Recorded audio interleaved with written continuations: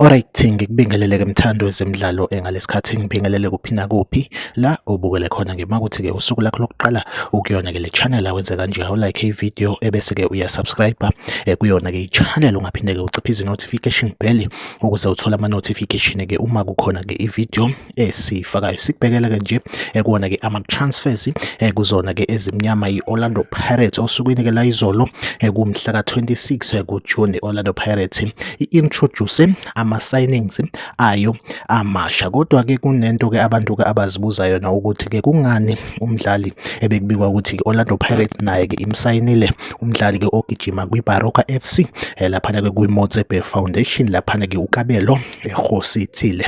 Ngokumbiko-ke kuthiwa-ke lo mdlali yes yona i-Orlando Pirates-ke imsayinile kodwa-ke ayikaze ukumsebenzisa okwamanje, kodwa-ke nje izophinde-ke imbolekise futhi-ke kuyona laphana-ke iBaroka FC. Ngicabanga ukuthi-ke lokho-ke ku-right for yena-ke umfana. Engicabanga ukuthi-ke umholo wakhe unyukile bese kuba ukuthi-ke futhi-ke usagijima-ke nalo iqembu alijwayele iBaroka FC, kodwa yena ungumdlali we-Orlando Pirates. Iyona update nje engiyiphethe-ke njengamanje. Make sure ukuthi uyayilike ividiyo, uyasubscribe kwi-channel la engizohlezi ngikhona ngulethele ama-transfer news kuyona-ke i-Betway Premiership. Ahlangabezane kwividiyo elandelayo, nisale kahle.